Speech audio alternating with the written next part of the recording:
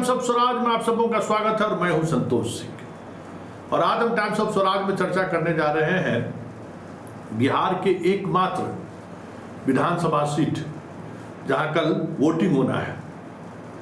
कौन जीतेगा कौन हारेगा ये तो रिजल्ट 2 दिन बाद पता चलेगा, लेकिन जिस तरीके से उस सीट को लेकर एनडीए और महागठबंधन अपनी पूरी ताकत लगा रखी थी, उससे तो साफ लगता है कि कुछ न कुछ चीज़ें हैं जिस वजह से दोनों गठबंधन अपने प्रत्याशी को जिताने के लिए पूरी ताकत को झोंक दिया है। आखिर इसकी वजह क्या है?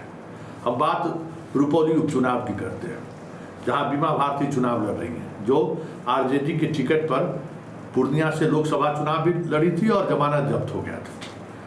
इस बार फिर से आरजेडी ने उन्हें उसी कंस्टिट्यूंसी से टिकट दिया है जिस कंस्टिट्यूंसी से वो विधायक थे। देखना है अब होगा दिलचस्प कि परिणाम किसके पक्ष में जाता है। वैसे अगर बात करें रुपौली विधानसभा क्षेत्र की, तो अभी जो लोकसभा चुनाव संपन्न हुआ है उसमें जदयू प्रत्याशी संतोष कुशवाहा सबसे ज़्यादा वोट से लीड किए थे वहाँ रुपौली से। रुपौली में बीमा भारती को जितना वोट आया, जितना वोट पप्पू यादव को वोट आया, दोनों वोट को मिला भी दीजिए तब भी जदयू का वोट प्रतिशत ही नहीं, वोटों की संख्या भी ज़्यादा रही। ज़्यादा वोटरों ने पसंद किया है रुपौली में, इसलिए रुपौली का गणित जदयू प्रत्याशी के पक्ष में अगर मैथमेटिक्स के तरीका पर देखें तो उनके पक्ष में है। लेकिन बीमा भारती ने जो इमोशनल कार्ड खेला था, या फिर बीमा भारती ने जिस तरीके से ये कहना शुरू कर दिया गया था कि अब देखिए हमने जदयू छोड़ा तो किस तरीके से मेरे बेटे मेरे पति को हत्या के मामले में एक्यूज बना दिया गया, बार बार हमारी घेराबंदी हो रही है, हमें सरकार परेशान कर रही है, तो एक इमोशनल कार्ड खेलने की उन्होंने कोशिश की। फिर गोपाल मंडल जैसे जदयू के नेताओं ने जो बयानबाजी किया, उस बयानबाजी की वजह से भी चीज़ें बदली। लेकिन जानते हैं राजनीति में कभी 2 दूना 4 नहीं होता है। पप्पू यादव जब तक गोल मटोल बात कर रहे थे वहाँ के का वोटर खामोश था, लेकिन पप्पू यादव जैसे ही खुलकर सामने आए फिर खेला शुरू हो गया। और खेला ये है कि बीमा भारती के लिए लड़ाई में बने रहने को लेकर संघर्ष करना पड़ रहा है, क्योंकि देखिए नेता रातों रात बदल सकता है, बहाना कोई भी वो ढूंढ ले। कार्यकर्ता और वोटर को बदलने में वक्त लगता है। जिस वोटर ने बीमा भारती को नकार दिया, उस वोटर को आप कह रहे हैं वोट करने के लिए बीमा भारती को। भाई आप जिस राजनीति को साधना चाहते हैं, पब्लिक उस तरीके की राजनीति या उस तरीके की सोच तो नहीं है ना। वो तो आपके साथ इसलिए खड़ा हुआ कि आपके साथ तेजस्वी ने नाइंसाफी किया, आपके साथ उसके वोटर इसलिए खड़े हुए कि तेजस्वी ने सीधे तौर पर कह दिया कि जदयू को वोट कर दीजिए लेकिन इनको वोट नहीं कीजिए। अब आप कौन सी राजनीति कर रहे हैं, या आपने कौन सा अंडर टेबल डील किया तेजस्वी से जो आप बीमा भारती के पक्ष में उतर आए। लेकिन वहाँ जो उनके समर्थक हैं उनको परेशानी हो रही है, और ये परेशानी बीमा भारती के लिए मुश्किलें खड़ी करती है। वैसे Shankar Singh fight come back किया है उन्होंने, लेकिन सवर्ण मतदाता अंतिम क्षण तक इंतजार करेगा कि अगर बीमा भारती के साथ मुसलमान और ज़्यादा वोट का पोलराइजेशन हुआ, जिसकी उम्मीद कम जताई जा रही है, अगर पोलराइजेशन हुआ तो फिर शंकर सिंह का जो सवर्ण का वोट है वो पूरी तौर पर जदयू प्रत्याशी की तरफ शिफ्ट कर जाएगा। मतलब अब कॉन्स्टिट्यूंसी में, रुपौली कॉन्स्टिट्यूंसी में ये धारणा बलवती होती जा रही है कि तेजस्वी ही नहीं अब पप्पू यादव को भी हराना है। देखिए यही लोकतंत्र और यही डेमोक्रेसी की खूबसूरती है कि आप हिटलर नहीं हो सकते हैं। आप ऐसा जो करेंगे कि हम ही जो है सो हम ही हैं, ये प्रवृत्ति अगर आप में डेवलप होने लगी तब तो फिर हम जनता है, हम अपने अनुसार निर्णय लेंगे। तो वो निर्णय लेने का मन बना लिया है। ऐसे में शंकर सिंह और जदयू प्रत्याशी और बीमा भारती के बीच ट्रेवलर फाइट की तस्वीरें दिख रही है। लेकिन अंतिम परिणाम या अंतिम तौर पे वोटर किसके साथ जाएगा ये तय करेगा कि बीमा भारती को लेकर किस तरीके की गोलबंदी होती है। अगर गोलबंदी हुई तो फिर शंकर सिंह लड़ाई में नहीं रहेंगे, अगर गोलबंदी नहीं हुई तो फिर बीमा भारती की स्थिति लोकसभा चुनाव जैसी हो जाए तो कोई बड़ी बात नहीं होगी। चलिए हम अपने संवाददाता अर्पिता के पास चलते हैं। अर्पिता रुपौली पर लगातार खबर कर रही है, रुपौली के मतदाताओं का उन्होंने नब्ज भी टटोला है। क्या कहती है अर्पिता, जरा आप भी सुनिए। हमारे साथ अर्पिता जुड़ रही है। अर्पिता रुपौली पर लगातार नजर बनाई हुई है और उन बारीकियों को समझने की कोशिश कर रही है कि आखिर रुपौली में होगा क्या। चलिए हम सीधे अर्पिता के पास चलते हैं। अर्पिता, स्वागत है आपका। क्या लगता है क्या होगा रुपौली में?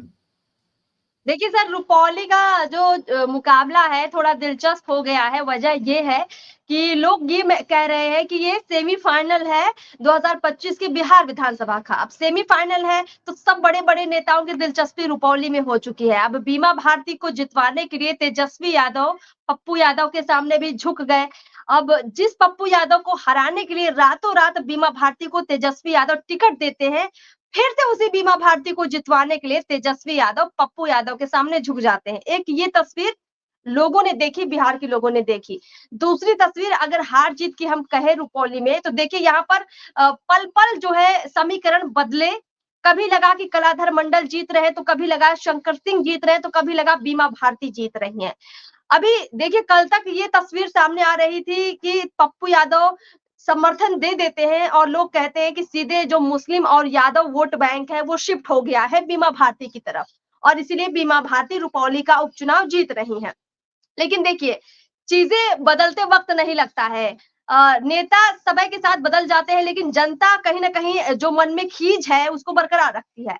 तो जो रुपौली की पब्लिक है उसके जहन में यही है कि यही बीमा भारती हमको छोड़ के गई थी पप्पू यादव को हराने के लिए, और पप्पू यादव को जितवाने के लिए जिन लोगों ने वोट दिया था चुनाव में, लोकसभा चुनाव में पूर्णिया के, वो लोग खास तौर पर अब पप्पू यादव से भी नाराज हो गए हैं। अब देखिए सर क्या नजारा दिख रहा है कि लोग नहीं चाहते थे कि पप्पू यादव यहाँ पर झुके, क्योंकि पप्पू यादव फूट फूट कर रोए थे। मीडिया में कई तरह से उन्होंने बयानबाजी की थी और यहाँ तक कहा था कि लालू यादव मुझे भी अपना बेटा मान लो, मुझे भी टिकट दे दो।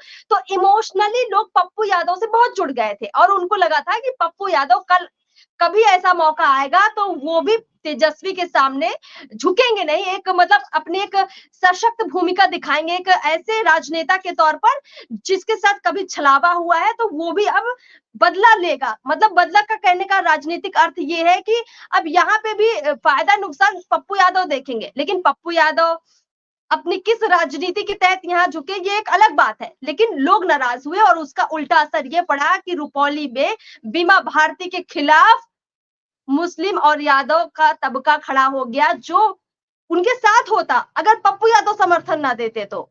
लेकिन अब यहाँ तस्वीर बदल गई है, तो ऐसे में अब लग रहा है कि शायद अब बीमा भारती चुनाव हार भी सकती है। अभी पिछले कुछ घंटों तक लग रहा था जीत रही थी। तो ये बड़े दिलचस्प नजारे दिख रहे हैं रुपौली के उपचुनाव में। अच्छा, रुपौली के उपचुनाव का कितना असर आगे आने वाली राजनीति पे पड़ेगी? क्योंकि नीतीश कुमार अक्सर अमूमन उपचुनाव में, वो भी 12-14 महीने के लिए जिन सीटों पर उपचुनाव होना है वहां वो खुद भाषण करने गए और बहुत ही इमोशनल बातें भी उन्होंने रखी। उसके अलावा उन्होंने अपने तमाम मंत्री चिराग, जीतन राम मांझी, लोग पहुंचे और इसी तरीके से आरजेडी के भी नेता वहां पहुंचे। ये अलग बात है कि महागठबंधन का वो क्वेश्चन वहां भी देखने को नहीं मिला। जिस तरीके से मुकेश सहनी को लेकर वो घूमते रहे, यहाँ भी मुकेश सहनी के साथ ही गए। तो इस चुनाव को क्या लगता है कि इस चुनाव के वाकई में सेमीफाइनल है? ऐसा फील्ड में तुमको लगा क्या? देखिए सर, अब लोकसभा के बाद सब पार्टियों ने अपनी हकीकत जान ली है कि हम कितने पानी में हैं। अब सब पार्टियों को जब ये दिख चुका है तो अब कोई भी छोटा या बड़ा चुनाव हो, सबको कोशिश यही कर रहे हैं कि हमें एक इमेज छोड़नी है, कि छाप छोड़नी है और एक न्यू डाल देनी है चुनाव के लिए। अब जिस तरीके से रुपौली उपचुनाव में नीतीश कुमार की दिलचस्पी दिखी, हर छोटे बड़े नेता को लेकर पहुंचे, चिराग पासवान भी गए, विजय कुमार सिन्हा भी गए, बहुत सारे नेता वहां पर पहुंचे।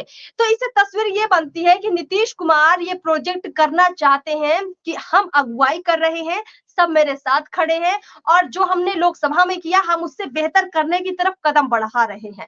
अब रुपौली का मामला आप देखिए तो ये कोई बहुत बड़ा चुनाव नहीं था, इतने चुनाव प्रचार की मुझे लगता है जरूरत भी नहीं थी, लेकिन उसके बावजूद नीतीश कुमार जिस तरीके से मंच से बीमा भारती के लिए बोलते हैं कि इनको 2005 तक तो बोलना भी नहीं आता था बीमा भारती को, इनको बोलना तक हमने सिखाया और देखिए इन्होंने क्या किया।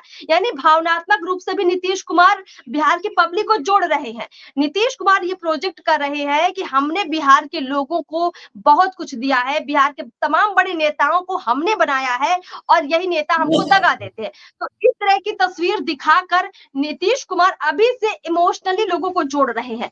दूसरी तरफ अपना एक बेड़ा तैयार कर रहे हैं नीतीश कुमार, जिसमें बड़े-बड़े खिलाड़ी हैं, महारथी हैं और इन महारथियों को नीतीश कुमार जिस तरह से साथ लेकर दिखा रहे हैं, तो तेजस्वी के लिए एक चैलेंज की भूमिका बन रही है। रुपौली में मुकाबला माना जा रहा है कि नीतीश कुमार वर्सेस तेजस्वी यादव है, ना कि बीमा भारती वर्सेस कलाधर मंडल।